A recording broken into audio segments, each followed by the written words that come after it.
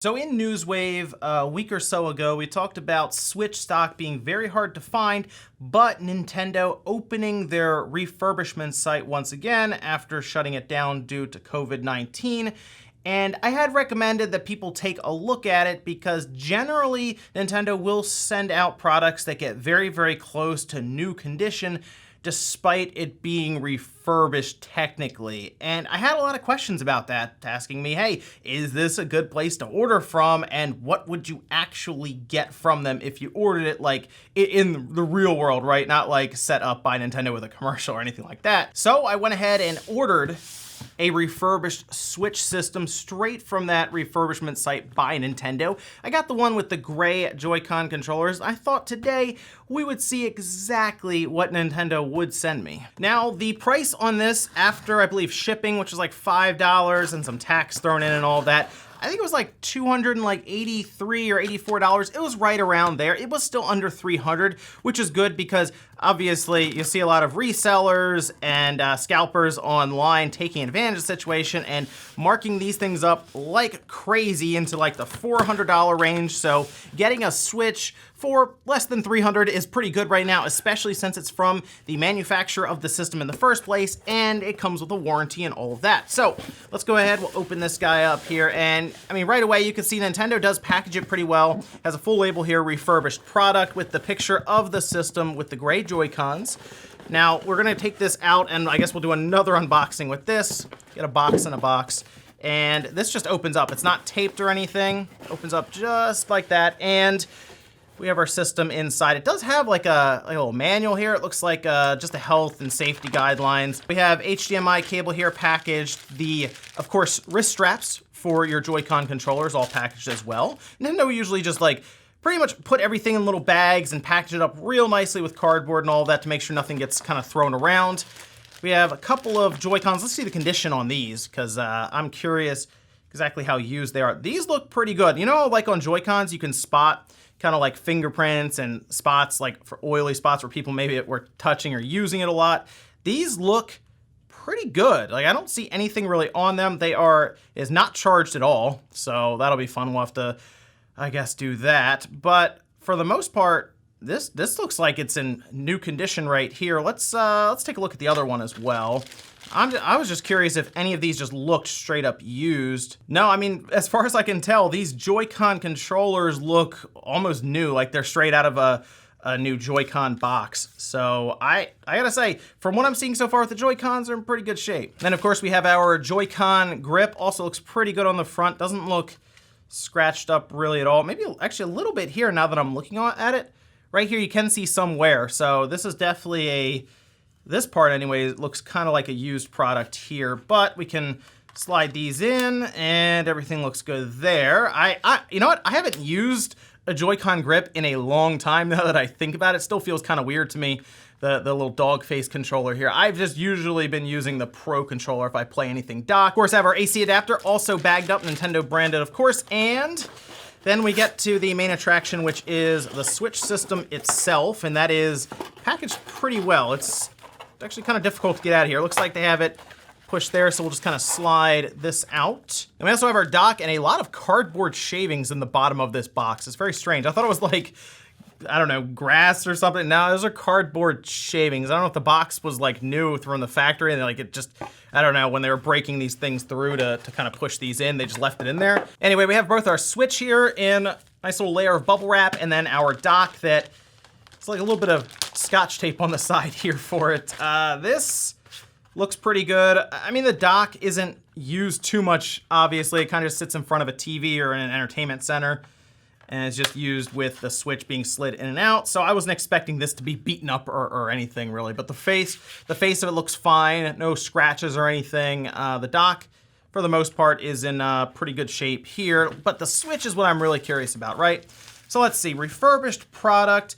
First impressions on it. The front looks very clean like this. I'm surprised they didn't put like some kind of plastic protector on the front. You know, like when you would buy something, you'd of course peel it off. It's an easy step to do. I'm a little surprised they didn't go with that here, but it's not scratched at all, which is great. Let's see the back. The back Looks good. This is an HAC001. That is a question some people had for this. Is this one of the older Switch models? It is. It's not one of the newer ones with the enhanced battery, so keep that in mind. This is still one of the originals, but I bet you it's one that has the hacking part kind of phased out a bit. Remember, they added some different things to the chip in the original one after the initial like 20 million or so were released that worked to circumvent the hacking scene a bit. And I have a feeling this is one of them. Let's see if it's charged at all. It is. Okay, great. So we do at least have a charge on this system. We'll see if it powers up, of course, and we'll even pop a game in just to double check. So we, of course, have to go through the whole process of setting this up. They just blasted those speakers.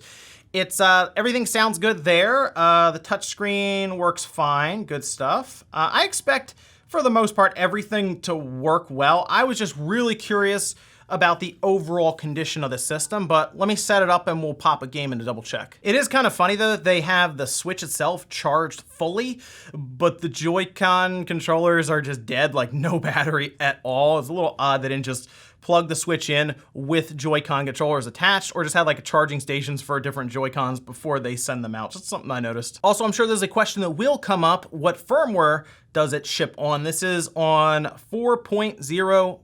All right, so we're gonna test the game now. I grabbed Mario and Rabbids Kingdom Battle, mostly because this is on, I guess, an earlier firmware technically compared to what we're on now. So I wanted to grab an earlier game so it didn't try to update the system or prompt an update or any of that while we're doing this. So popping it in feels good, which is good news because there have been times where like the spring would go out or there'd be issues inside of that cartridge slot. Good news is though that slot is fairly easy to replace. It's not very difficult, and if that's something that this was refurbished for, that would be great because it's just an easy part to change out and make new. Looks like it's loading up fine though, not too surprising here. Yeah, and there we go. It is loading right now. Everything looks good on the screen. I don't see anything kind of funny when it comes to like the coloring of the screen. Brightness seems good. Yeah. So far, functionality-wise, this looks pretty solid. Well, I guess at this point, we might as well open it up just to take a quick look around the inside of this system. Honestly, it just looks new as it is from the outside, so I'm not expecting much to be wrong inside of it at all, but I'm curious to see if there's anything obvious we can see that they had to change out to make it work since it is technically refurbished. So let's go ahead and we'll start pulling screws out. Now, of course, the nice thing on the Switch that we've learned as we've taken more and more of these apart, you don't have to remove every single screw on the side here. There are 5. You just need to remove that middle one on either end. And then of course the screw on the top here, 2 on the bottom, and then you have 4, 1 on each corner on the back, and then 1 under this kickstand. And if you just need to get inside to take a look at the back, that's all you need. The rest of the screws on those sides are to hold in the railings for when you slide the Joy-Con controllers in. So keep that in mind. If you don't need to do anything with these, you don't have to take all those screws out. Now we should be able to get a good look at the motherboard, and yeah, it looks really good. Just a quick look over it. It doesn't even really look like it's been touched. I mean, the antenna here looks kind of like it's like at this weird bent right angle, but I've seen those come from the factory like that before in another system I opened that was brand new out of the box. And looking around, it doesn't even really look like it's been touched at all really inside. I was thinking some of the common issues you could have is like broken charge port. Doesn't even look like it's really been touched. Bad battery, right? Doesn't, again, really look like much has been touched here. SD or the card slot for the games, headphone jack. They might not have even had to go that far for this. Like, there's a chance they didn't even have to go to the motherboard. But there is something that I'm sure people will be curious about because we talked about how this is a first generation Switch. It seems so far anyway. It's not the newer one that comes in the red box that has a better battery. People do, of course, wonder, is Nintendo, are they taking in systems, refurbishing them, and then sending them back out, selling them, but they are the ones that can be exploited? We can quickly tell by just taking a look at the chip. All right, so I took the shield off, the heat sink off, and I cleaned this up really well so we can read the top. A lot of compound here, I noticed. Now, this appears to just be from the factory as it was. Again, I don't think they really had to touch the chip or anything like that. As far as I can tell, though, with this chip here, it does appear, at least from what I'm seeing, that this is not the original, like the first generation Tegra that was shipped in the original Switch, you know, the original, what, 20 million or so. I believe that this is the second generation one where they put in kind of preventative measures on a hardware level in order to circumvent the hacking that was going on, where you'd use like a paper clip and get around any security measures. This one, for example, reads 1731A2. And from what I remember, I have two original Switch systems that are like the first run. And there's like 1633A2, and then when you get up to the Moriko chipset that is more efficient, that's like 1831, somewhere in there. So this appears to be right between. I would, my best estimate here, figure that Nintendo is shipping out units that are hardware patched. So from what I can tell, yes, this is technically one of the first generation ones.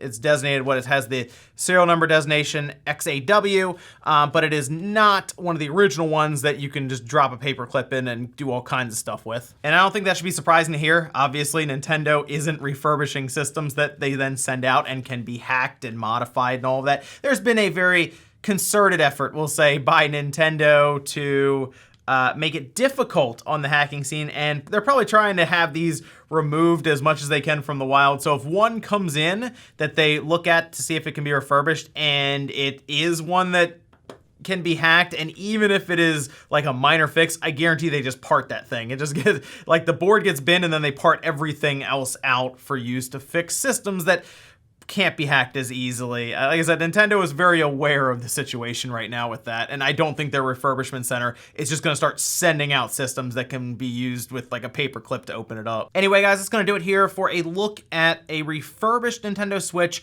from Nintendo themselves. This is the first generation Switch with the added hardware preventative measures for hacking. So it doesn't have that extended battery life that the newer systems that come in the red box have. And a lot of it has to do with, obviously, the more efficient chip now that comes in those systems. But if you're someone who thinks you're going to play mostly docked and then occasionally in portable mode at about $20 to $30 less than MSRP, this isn't a bad deal, to be honest. And of course, Switch systems are still pretty hard to find, so you'd technically be paying like $120 less than what you see online. If you want one right now and these are in stock, you know what? This is probably the best place you'll be able to get a refurbished Switch from. Certainly the most reliable, as it does also come with a warranty from Nintendo. But let me know what you guys think about this one down below. Make sure you guys like the video on the way out if you enjoyed it, dislike it if not, and I'll see you next time.